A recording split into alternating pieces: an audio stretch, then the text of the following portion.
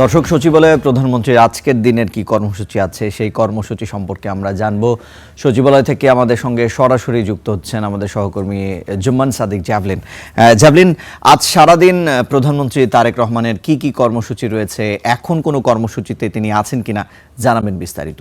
রিশান, আমি এই মুহূর্তে দাঁড়িয়ে আছি প্রধানমন্ত্রী সচিবালয়ের এই কার্যালয় যেটি রয়েছে তার সেখানে দাঁড়িয়ে আছি এবং আজকের যেই কর্মসূচি বলতে গেলে বেশ কিছু মিটিং রয়েছে গুরুত্বপূর্ণ, সেই মিটিংগুলোই তিনি করছেন। ইতোমধ্যে তিনি 9:15টায় অফিসে প্রবেশ করেছেন এবং প্রবেশ করার পর আমরা যেটি জেনেছি যে ভেতরে ইতোমধ্যে একটি মিটিং শুরু হয়েছে, সেটি চলমান মধ্যবর্তী পর্যায়ে আছে। এটি মূলত হচ্ছে বিভিন্ন যে সরকারি প্রতিষ্ঠানগুলো রয়েছে, বিশেষ করে যে পাটকল, চিনিকল, এই ধরনের যে কারখানাগুলো রয়েছে সরকারি, যেগুলো দীর্ঘদিন ধরে লোকসানের বোঝা বইতে বইতে বন্ধ করে দেওয়া হয়েছে, সেই কারখানাগুলোকে কিভাবে চালু করা যায় সেটির এক ধরনের যেই সমন্বয় সভা সেটি এখন হচ্ছে।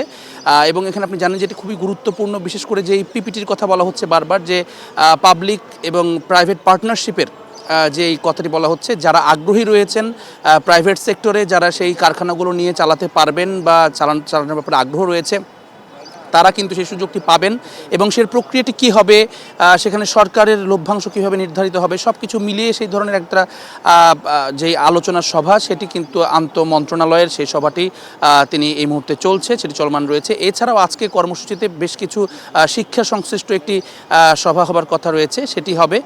এছাড়া আপনাকে জানিয়ে রাখি যে ঈদ যাত্রা যেটি আর কয়েকদিন পরে কিন্তু যে ঈদুল আজহার জন্য ঈদ যাত্রার বিষয় রয়েছে, সেটি নিয়ে এক ধরনের সভা হবে। কেননা ঈদুল ফিতরে ঈদ যাত্রা নিয়ে কিন্তু কিছুটা ভোগান্তি হয়েছে, যদিও তারা বলা হচ্ছিল যে অনেকটাই সফল, কিন্তু যে দুর্ঘটনার পরিমাণ যেটি ছিল সেটি অনেক বেশি ছিল।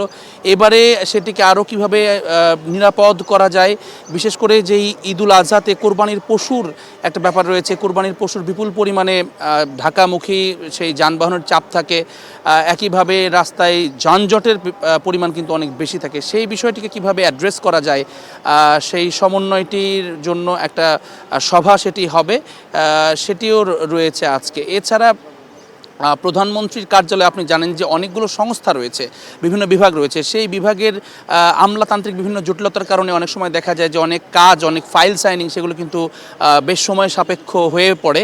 সেক্ষেত্রে পুরো বিষয়টিকে একত্রীকরণের একটা যেই প্রক্রিয়া সেটির কথা আমরা জেনেছিলাম বেশ কিছুদিন আগেও, সেটি নিয়ে একটি সভা আজকে হবার কথা রয়েছে। এরপর পরেই সেই সভাটি অনুষ্ঠিত হবে বলে আমরা জেনেছি। তো মোটামুটিভাবে এই যে 4টি সভার কথা বললাম, আজকে সচিবালয়ে তার যে কার্যালয়, সেই কার্যালয়ে এই 4টি সভাই মূলত মূল আলো কেড়ে আছে প্রধানমন্ত্রীর যে কর্মসূচিতে। জাভলিন, আপনাকে ধন্যবাদ।